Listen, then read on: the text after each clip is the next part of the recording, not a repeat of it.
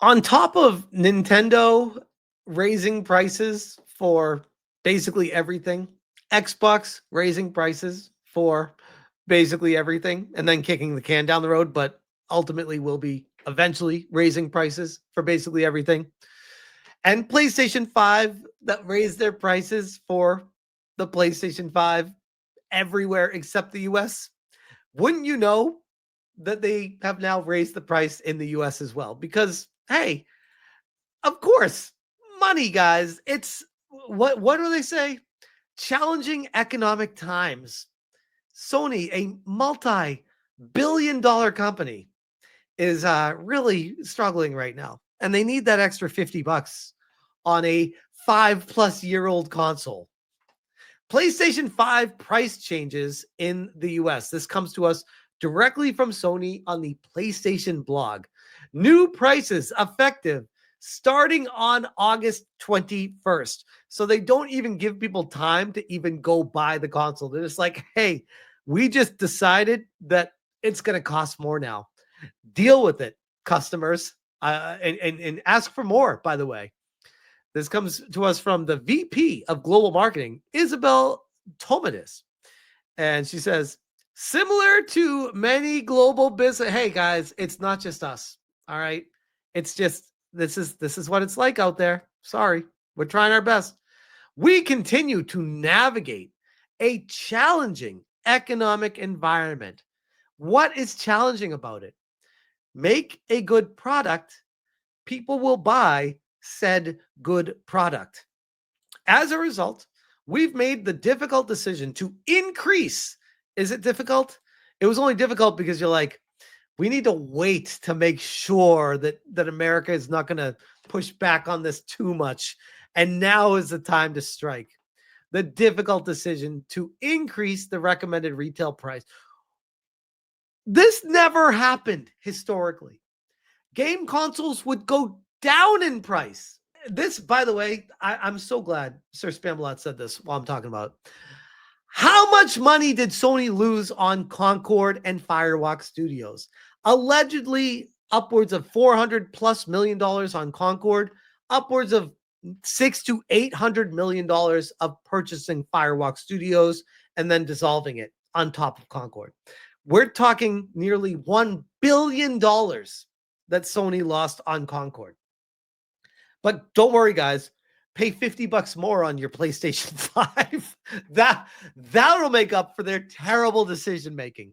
This legitimately, at the end of the day, it's not challenging economic environments. It's terrible business decisions coming from Sony and then passing that off on the customer afterwards. That's all it is. The updated recommended retail price for PlayStation 5 consoles in the US are as follows. PlayStation 5, $549.99. So $550 as opposed to $500. PlayStation 5 Digital Edition, $499.99. So wait, wasn't that $400? Did that go up $100? I wish, by the way, I wish they gave the old price to the new price, but they're just trying to pretend like the old price didn't even exist. And PlayStation 5 Pro, $750. What? Guys, buy a fucking computer. What? $750 for a console? Have they lost their mind? This is like the Homer Simpson in the car meme where he's just like, I want every horn to play cucaracha. Dude. $750 for a console. That's classic. Now, I will push back and say, hey, if there was no such thing as PC, then okay, maybe there'd be a buying proposition if you really wanted high quality graphics and a great console with the awesome controller and stuff. Sure. But with a PC that's around, I don't know, 12 or 1300 bucks if you get a good deal on one, you could have fairly comparable stats to what a PS5 Pro is going to do for you. On top of that, having a PC that can do literally everything. So why would you limit yourself to a PS5 Pro? Like, unless you just have infinite money, maybe, and you're just like, sure, I don't care about money, and I really like Sony, I guess. This is insane. They are sabotaging the game industry doing this. They're going to completely destroy sales of this console, blame the consumers, and self-destruct the game industry by being greedy. The recommended retail prices for PlayStation 5 accessories remain unchanged, and we have no other price changes to announce to additional markets. This is insane. I can't get over this. Like, legitimately, $750. The amount of things you could buy for $750 for a PS5 Pro is insane to me. And then I had to do this because I want everyone to focus on one major takeaway from everything here.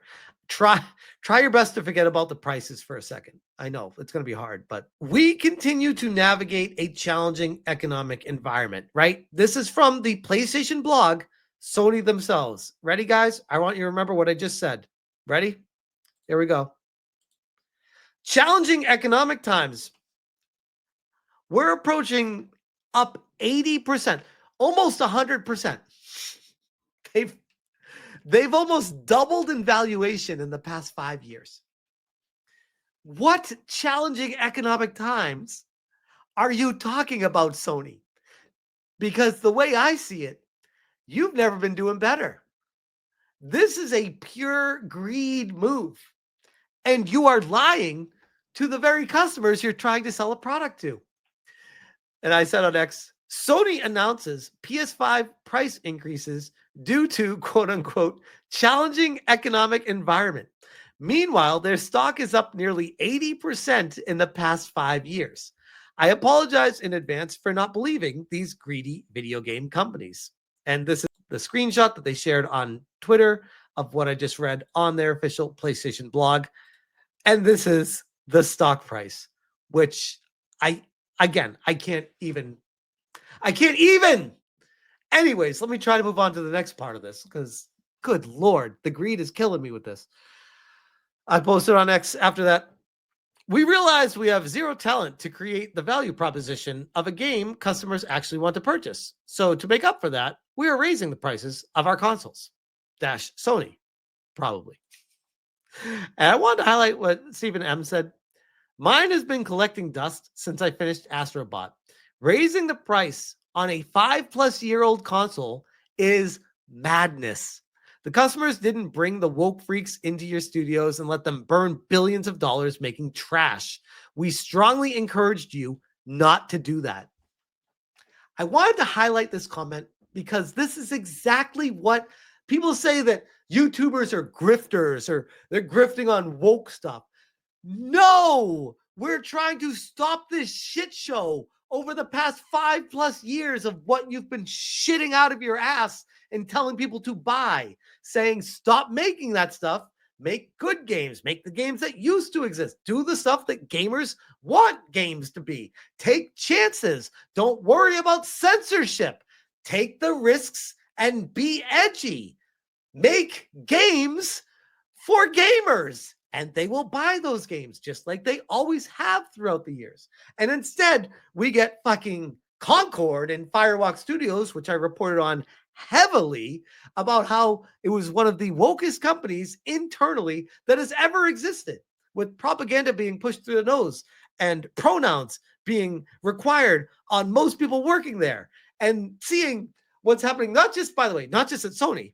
Microsoft as well is not innocent from this. Nintendo is not innocent. We're all saying this is the madness that the game industry is driving itself to. And we are the ones now suffering for their terrible decisions. And all the while we're saying, if you just listen to us, you won't have this problem. It's legitimately, it boils down to being just that basic, just that simple. Grums on X said, everything is rounded off. Everything is made safe, and nothing is excited. We treat adults like kids now. That's the problem. Everyone's so worried about, oh, what's the game going to be rated by the ESRB? What kind of advertisement can we even do? Are we going to upset Jill in accounting or Karen in marketing if we publish something at our game company? Is she going to try to sue us for sexual harassment at our company because we published a troubling, hate-filled advertisement, as they take it? Like, the gaming industry is not what the rest of the reality of enterprise companies out there are. That's what the game industry is special about. That's what makes it special, is because it's not that shit. It will always not be that shit. So now, at the end of the day, again, we're dealing with shitty decisions by companies, and instead of fixing their shit and making better games, they're like, hey guys, don't worry, our stock's doing better than it ever has, but we worry because we see the sales are starting to slow.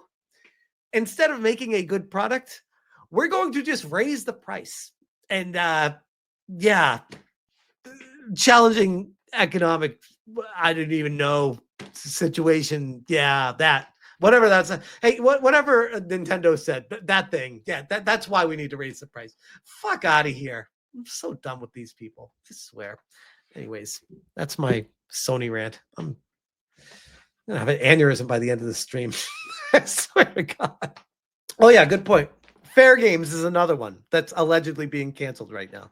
Which, don't get me started on Bungie and Marathon and how much money that got poured into that. And now Bungie's getting dissolved and absorbed into Sony. Don't know if Marathon's even going to come out. And if it does, if it's even going to sell, how much money's been poured into that to get to this point. Like, holy shit. And all we're doing is suffering the consequences of a terrible company's decisions. Well, why would people support this company? They have terrible management.